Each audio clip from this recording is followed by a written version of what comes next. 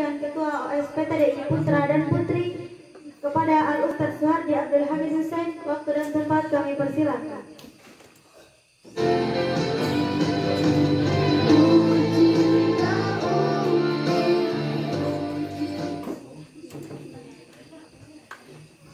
Bismillahirrahmanirrahim. Assalamualaikum warahmatullahi wabarakatuh. Waalaikumsalam warahmatullahi wabarakatuh. Para asatidz wal asatidzat, santri dan santriat, hafizakumullah yang dijaga dan dirahmati Allah Subhanahu wa taala. Alhamdulillah, malam hari ini kita hanya mendengarkan laporan pertanggungjawaban dari ketua saja. Iya, sama sekretaris. Lalu kemudian akan kita lanjutkan pada esok hari untuk laporan-laporan berikutnya. Nah sekalian, ini laporannya luar biasa isinya. Yang berat itu adalah pertanggungjawabannya. Mengapa? Karena kalian bertanggung jawab tidak hanya kepada pengasuh, kepada guru, kepada bahkan juga bertanggung jawab ini kepada santri anggota. Itulah kenapa dibacakan di depan anggota, sehingga anak-anak melihat langsung poin-poin yang dilaporkan. Nah sekali malam ini, hari ini juga bagian kurikulum pembelajaran yang itu termaktub dalam agenda pesantren. Karena banyak yang kita pelajari malam hari ini yang tidak kita pelajari di bangku sekolah. Maka ini pelajaran. Besok kalau tidak hadir harus izin ke KMP. Karena ini juga bagian masuk kelas, masuk belajar, tapi materi pelajarannya tentang keorganisasi. Paham ya? Maka tetap harus masuk semua dan izin. Bahkan saya waktu santri itu yang tidak masuk karena sakit itu tetap hadir. Dia di ruangan, disediakan ruang sini sampai baring-baring dengerin gitu. Seingat saya beberapa tahun yang lalu waktu masih Ustaz Jabar, Sa'arif OSPTD itu, ruangan itu saya sediakan buat orang yang sakit gitu. Jadi kalau nggak sakit itu hadir dia dengerin saya tiduran gitu ya. Apalagi waktu asrama di atas itu khusus orang sakit. Karena ini tidak dia dapatkan kecuali setahun sekali. Rugi kan? Rugi. Jadi banyak pelajaran-pelajaran dia baca. Pertama, sebelum evaluasi ini, kita akan evaluasi dulu MC-nya. MC-nya itu harus hidup ya. Hidup itu maksudnya dia melihat situasi. Jangan sesuai yang ditulis di kertas itu. Karena situasi di lapangan kadang-kadang berbeda. Muhammad Kota Ismail tidak ada orangnya. Muhammad Pak Dedi nggak ada orangnya. Yang kita hormati hanya orang yang hadir ketika acara berlangsung. Di kertas yang bisa siapa saja. Itu sering terjadi. Ini pelajaran, maka saya ingatkan. Yang sering terjadi itu biasanya ketika lomba pidato 3 bahasa. Yang terhormat Camat Cipende, nggak ada orangnya itu. Kepala Desa Bojongmukan nggak ada. Jadi yang kita persiapkan, yang kita undang memang orang-orang itu. Tapi ketika cara berlangsung, kita lihat siapa yang hadir. Baru kita mengucapkan penghormatan kepada orang yang bersangkutan. Kalau dia tidak awal hari tidak ada, maka mungkin pada sesi keduanya tidak perlu disebutkan. Kalau saya belum datang, tidak usah disebutkan. Karena belum hadir. Kita kan mengucapkan hormat itu ketika orangnya sedang hadir. Paham ya? Dan tidak perlu disinggung orang yang belum datang. Saya dulu punya keponakan namanya Bran, angkatan sejabat, yang saya hormati. Pimpinan pesantren itu Suhardi yang tadi ada, tapi sekarang sudah pulang. Waktu itu mukhadharah. Ya anaknya itu agak nyelam-nyelam sedikit gitu ya. Itu poin yang pertama. Lalu yang kedua terkait dengan kostum, perhatikan. Kostum itu penting. Pakaian itu menyebutkan identitas. Orang pakai celana biru, baju putih, orang pikir anak SMA. Abu-abu ya, orang pikir anak SMA. Pakai celana merah, orang bilang apa? Anak SD. Jadi pakaian itu menentukan identitas. Pakai loreng-loreng, orang bilang apa? Tentara. Jadi pakaian itu akan melekat dengan identitas seseorang. Pakai sarung, pakai peci, bawa sejadah, orang bilang mau kemana? Masjid. Walaupun dia mau nyebong ayam. Mengapa? Karena pakaian itu identik dengan dirinya. Nah, ini yang ngaji tadi, itu dia belum memahami itu. Ngaji nggak pakai peci, tidak memakai jas gitu. Harusnya berpakaian yang berbeda gitu. Apalagi mau mengaji. Jadi berbeda. Itu menunjukkan oh dia qari. Oh dia MC. Maka besok itu MC-nya pakai dasi gitu. Pakai jas, pakai peci. Itu juga kurikulum pelajaran. Membedakan kita dengan orang lain itu. Saya beberapa tahun yang lalu 2019 saya dapat bantuan BLK itu. Atas izin Allah. Ada sahabat saya namanya Iman Budiman, anggota dewan. Saya dipertemukan dengan Ustaz Adam Sudrajat, anggota dewan DPR RI. Kita dapat itu bantuan. Lalu MOU, saya lihat mengundang, membawa 3 orang. Saya bawa Laut Ismail, saya bawa Pak Dedi, saya bawa Mang Ahmad. 3 orang. Jadi 4 orang berangkat ke Jakarta. Kita berpakaian rapi gitu ya. Sesampai di sana, itu pimpinan-pimpinan pesantren, pengasuh-pengasuh di sana, kiai-kiainya, itu ternyata nggak ada yang pakaian rapi.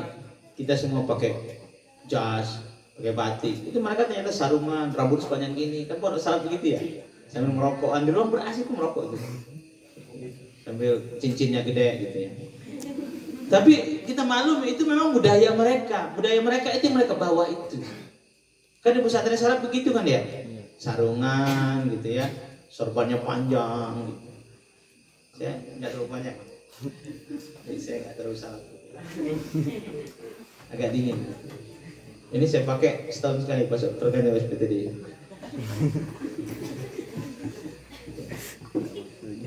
Apa namanya? Ya gitulah. Jadi penting, pakaian itu penting. Dia menunjukkan identitas. Kita santri dulu tidak boleh memakai kaos oblong kecuali di malam hari. Siang hari harus pakai kemeja. Tidak boleh boncengan, tidak boleh pakai sandal jepit, tidak boleh memakai tas yang rancang. Karena kata pakai kalian adalah perwira gitu. Jadi baju tidak boleh di luar, harus di dalam. Karena pakaian itu kadang menentukan identitas dan cara kita berpikir. Maka anak-anak semua harus terbentuk melalui itu sehingga kita menjadi pribadi yang yang unggul di kemudian hari. Yang pertama itu yang kedua yang saya evaluasi. Yang ketiga itu di sini ada penumpukan sekali ini dan ini yang lama nih, mana mohon pembimbingan juga menjadi perhatian. Dan laporan berikutnya tidak boleh terulang lagi. Saya sudah sampaikan ini acara pesantren. Maka penghormatan itu di pesantren. Saya lihat saja di sini ada numpuk. Saya pertama disebutkan di sini kepala SMP. Kemudian kepala litbang kurikulum, mungkin maksudnya saya. Lalu saya temukan lagi di sini direktur KMI, mungkin juga maksudnya saya. Gitu. Nah maksud saya tidak usah begitu. Ini seperti laporan yang galau. Gitu ya. Jadi menyebut orang itu berbeda-beda. Jadi disebut kepala SMP, lalu kemudian ada kepala litbang kurikulum. Kalau di sini disebutkan berkonsultasi dengan direktur KMI, gitu ya.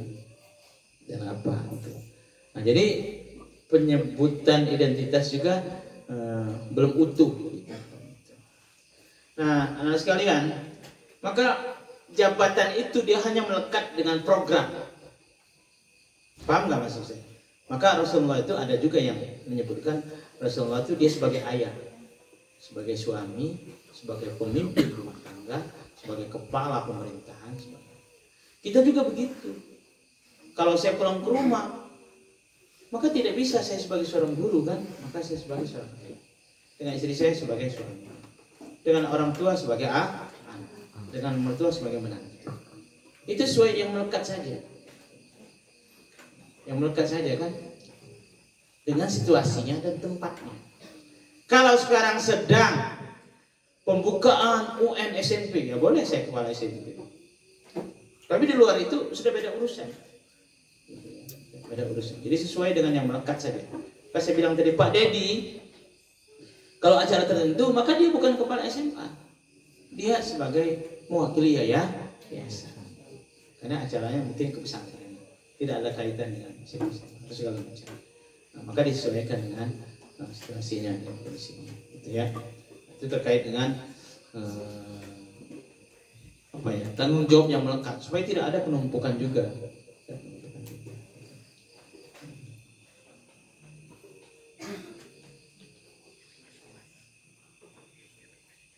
Nah, itu yang saya tekankan sehingga pelaporan berikutnya tidak perlu lagi melakukan penumpukan dalam bentuk penyebutan identitas. Itu juga penting. Ya, penting. Karena kunci sesuatu dekatan ilmiah itu adalah konsisten penyebutan di awal menggunakan ini, maka sampai akhir juga begitu. Nah, kalau di tempat begini ya mungkin cukuplah sebagai pengasuh di bidang akademik. Jadi waktu itu ini diceritakan sejarahnya. Pada tahun berapa ya? 2005 itu saya diamanati sebagai pimpinan. 2015 saya mulai mengambil kuliah S2. Jadi saya dari dulu tuh saya memang bermimpi sampai doktor. Kemarin saya sudah daftar tapi terlambat. Saya daftar di UGM, Universitas Gajah Mada di Jogja gitu. Mumpung daring gitu. Yang saya kuliah pasti daring. Saya daftar, kawan saya sudah daftar. Memang teman saya ngajak di Suez. Suez itu di daerah Maroko sana ngambil S3 tapi sistem daring. Tapi saya putuskan di Universitas dan saya ngambil di UGM. Tapi kemarin terlambat, mohon doanya mudah-mudahan. This my dream. Itu mimpi saya dari dulu tuh begitu. Bahkan dulu saya sempat bermimpi waktu masih KM itu saya akan menikah ketika sudah selesai S3 dengan istri yang juga S3 bayang saya gitu. Tuh. Nah, ngelamun ya. Sudah tadi dicetok sama ustaznya. Ngapain ngelamun? Sehingga itu menjadi mimpi saya. 2015 saya melanjutkan S2 di UPI, Universitas Pendidikan Indonesia. Saya jarang ada di pondok itu karena tugas yang banyak dan kuliahnya reguler. Reguler itu 3 kali dalam seminggu. Maka saya memutuskan waktu itu mengundurkan diri dari amanah sebagai pimpinan. Karena di samping banyaknya problem-problem yang tidak terduga. Pada waktu itu alumni dan segala macam. Maka yayasan waktu itu sepakat ini aja, di pesantren dibagi aja supaya pekerjaannya ringan. Jadi di pesantren cukup ada KMI dan ada pengasuhan. Jadi Pak Ismail di pengasuhan, saya di KMI. Tapi ketika itu kita berpikir pengasuhan KMI itu kan lembaga ya, bukan orangnya. Nah, bagaimana kita sebut pengasuh saja? Jadi saya Pak Ismail pengasuh pondok, saya pengasuh akademik. Karena kalau KMI itu dia tidak punya ketua, ketuanya direktur KMI. Pengasuhan itu ketuanya di pimpinan. Kita pimpinannya Pak Jafar Jakarta. Tidak menggunakan sistem itu. Sehingga waktu itu kita kebingungan juga kalau anak manggil kita apa? Ketua KMI, ketua pengasuhan, itu apa? Hanya pengasuh sajalah. Pengasuh bidang akademik, pengasuh bidang pesantren. Lebih sederhana. Sehingga saya ngurusi segala hal yang terkait dengan pendidikan dan pembelajaran ya, di pesantren terpadu Darul Ilm. Itu mungkin ya sejarah itu terkait dengan sehingga tidak perlu juga kalau urusan sekolah SMP sedang UN US bolehlah kepala SMP, tetapi saya merasa itu bukan passion saya tidak satu-satunya yang amanah yang saya malu mengembannya itu kepala SMP gitu. Karena saya tidak terbiasa hidup dalam dunia birokrasi yang berhubungan dengan dinas pendidikan. Saya sudah merasa nyaman dengan dunia pesantren. Maka anak sekalian yang dirahmati Allah, itu yang pertama. Lalu kemudian, nah ini saya masuk evaluasi karena malam ini tidak banyak.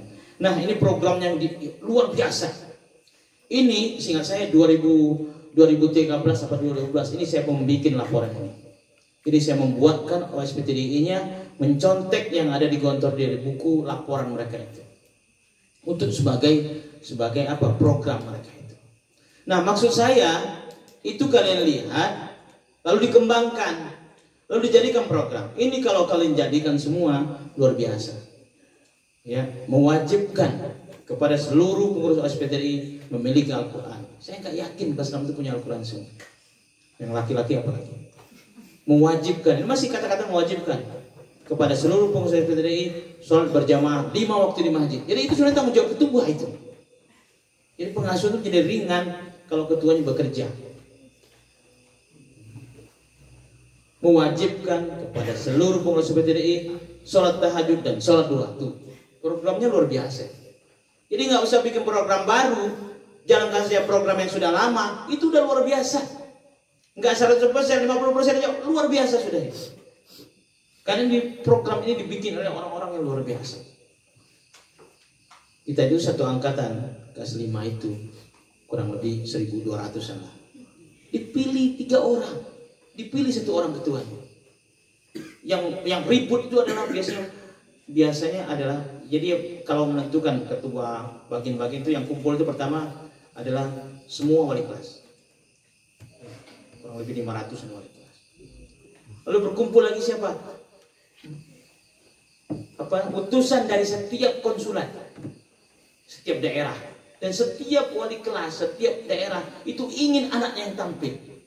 Maka perebutan argumen untuk bagian keamanan segala macam. Maka terpilihlah biasanya 7 orang keamanan dari 1.200 orang. Maka program-program ini luar biasa. Kalau kalian bisa menjalankan setengahnya saja, itu sudah luar biasa. Bayangin dia mau ngontrol temannya sholat berjamaah. Azan, luar biasa itu program ini. Memakai bahasa remeh dalam percakapan sehari-hari itu. Dia berbicara dan dia mengontrol orang lain. Itu luar biasa itu ketua itu. Meminta izin kepada pengasuh. Kalau minta izin yakin saya. Mengikuti program-program kerja yang ada, memiliki kelengkapan makan. Ya, kalau ini relatif ya, karena pakai daun. Saling membantu, menghormati dan bekerja sama dengan tiap-tiap bagian. Itu poin 1 saja, kamu jalankan udah luar biasa. Ini dari sekian banyak program. Baru poin 1 aja itu. Poin 1 kan ada A, B, C. Karena kalau sholat 5 waktu sudah bagus, rajin tahajud dan sholat duha, udah aktif berbahasa Arab, bahasa Inggris, udah bagus tuh. Karena yang lainnya akan ngikut. Karena sumber masalahnya itu nggak pernah baca Quran, jarang ke masjid, jauh dari sholat tahajud dan duha, tidak pernah bicara resmi, udah rusak lah semua. Jadi poin 1 sampai D saja itu udah luar biasa. Kalau mampu menjalankan, maka ketua yang baru ini amanah yang luar biasa, yang maha suci, yang kalau kamu menjalankannya ini berpotensi untuk menjadi orang besar di kemudian hari. Ya, itu poin-poin yang luar biasa yang menjadi catatan. Sehingga di akhir itu selalu ada pun program yang belum maksimal adalah semuanya jadinya kita disebutin satu-satu tadi menjadi suri tawar yang baik, pakai bahasa resmi. Bahasa resmi itu ini PR bersama ya, saya kadang-kadang gregetan. Saya itu dibesarkan dengan tempelengan, sehingga salah satu hobi saya itu kalau di Indonesia hobi tempeleng. Kadang-kadang saya itu ingin menyalurkan hobi saya. Kalau melihat yang bahasa-bahasa itu, saya kemarin kedatangan tamu namanya temannya Sejabar, terus Sejabar udah pulang ya. Namanya itu siapa teman itu? Yang orang Padang itu. Sekarang dia pegawai negeri di Kementerian Pemuda dan Olahraga. Datang ke sini ingin legalisir. Saya pernah ketemu anak itu. Saya pernah ngajar dia 3 tahun lah di sini. Sekarang dia diterima, masih bujangan dan lagi mencari calon. Saya bilang, Ustazah, Darul Ilmi aja. Nah, dia dengar ada santri yang ngomong bicara bahasa Indonesia. Terus dia bilang, gitu. Kaget dia itu. Wah, itu anak pasti nanti malam dipanggil, kata dia. Dulu kita nggak berani kadang-kadang. Sebayang saya lain dulu lain sekarang. Memang dulu kita nggak pernah dengar ada anak yang berani, apalagi di perempuan. Waktu Ian bagian bahasa itu masih lumayan. Tidak ada orang yang berani berteriak minimal. Ayo mandi yuk, mandi yuk. Kamu bicara bahasa Indonesia mungkin bisik-bisik. Tapi sekarang itu sudah mulai menjadi biasa. Nah itu yang bahaya. Karena lama-lama menjadi kebiasaan. Kalau dia sudah jadi kebiasaan, jadi budaya, merubah budaya itu butuh puluhan tahun. Butuh puluhan tahun. Sebagaimana rusaknya juga beberapa tahun. Kan begitu. Maka ini menjadi catatan yang luar biasa. Saya ketika menjadi santri dulu, ini pengalaman. Saya cerita sedikit karena menurut saya pengalaman yang mengejutkan dan menakjubkan. Jadi Mudapir rayon itu dia kumpul setiap malam Jumat pada pukul mulai jam 12 sampai jam 3 malam. Di saat anak-anak sudah tertidur, saya terbangunlah jam 2. Tidak mau sampaikan bahwa setelah itu saya tahajud apa enggak, lupa. Yang saya ingat saya bangun. Saya kaget ketika pengurus saya itu kumpul, mereka ribut dan ya nama orang kumpul kan suka ribut ya, berbeda pendapat dalam bahasa Inggris yang bagus kan. Menurut saya yang waktu itu belum bisa bahasa Inggris. Mereka luar biasa. Jadi keren nih pengurus saya bilang gitu ya. Saya bilang mereka berdebat dalam bahasa Inggris. Itu pengurusnya menyusun program 1 minggu ke depan. Pengurus Kamal itu mudah bermudahabir dia mau kumpul. Wah luar biasa. Maka penting. Tadi Ustaz An sudah menyinggung itu bagus, kata-katanya bagus sekali. Saking bagusnya saya tuh ketakutan gitu ya untuk mengeser itu. Itu kata Ustaz Hasan, itu kiai saya dulu. Tidak ada kemajuan tanpa disiplin. Jadi kita kenapa nggak maju-maju? Nggak disiplin. Itu lihat aja dari semua sektor. Tidak ada kemajuan tanpa disiplin dan tidak ada disiplin tanpa keteladanan. Semuanya tidak ada kemajuan tanpa disiplin. Tidak ada kemajuan tanpa disiplin. Dan tidak ada disiplin tanpa keteladanan. Dan tidak ada disiplin tanpa keteladanan. Kamu mau ngomong apapun tidak akan berjalan. Kalau berjalan itu hanya karena faktor takut. Keteladanan dari semua unsur. Ya dari kami sebagai orang paling senior, dari ustadznya, dari kelas 6-nya, kelas 5. Maka kelas 6 begitu berganti, bukan berarti bebas tugas, bukan. Bukan. Tetap melekat dengan tanggung jawab sebagai pemberi teladan. Karena siswa paling itu paham ya, kelas 6 harus tetap begitu.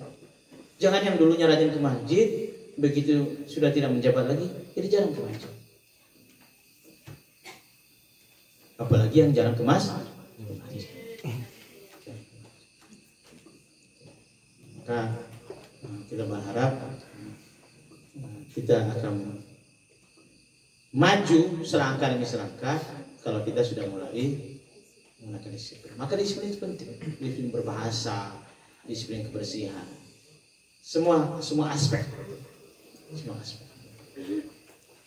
disiplin ibadah dan semua aspek, sehingga roda disiplin itu akan berjalan dengan baik. Memang ada dua model. Ada yang menanamkan kesadaran, ada yang memang menggunakan bukan kekerasan ya pendekatan fisik, melanggar hukum, push up, gitu. Suruh apa, suruh bersih, keluar mandi, itu kan fisik. Ada yang disuruh menghafal, ada yang disuruh ini. Itu bagian pendisiplinan. Maka PTDI yang baru kita harapkan memberikan nuansa yang berbeda ya, dengan semangat yang baru, dengan gagasan yang baru. Kita percaya anak-anak muda itu biasanya kreatif dan penuh dengan ide-ide. Mengapa anak muda itu biasanya penuh dengan ide-ide? Karena anak muda itu tidak punya masa lalu, yang dia punya itu hanya masa depan. Semoga sukses dan diberikan kemudahan-kemudahan dalam mengemban amanah. Untuk yang sudah menjabat ada Noval sama siapa? Padwa Syafiqah, terima kasih atas dedikasi. Memang ini mungkin SPTDI terpendek mengemban tanggung jawab karena terkait dengan corona itu kalau nggak salah kita mulai bulan Maret ya, balik lagi kemarin menjelang Desember.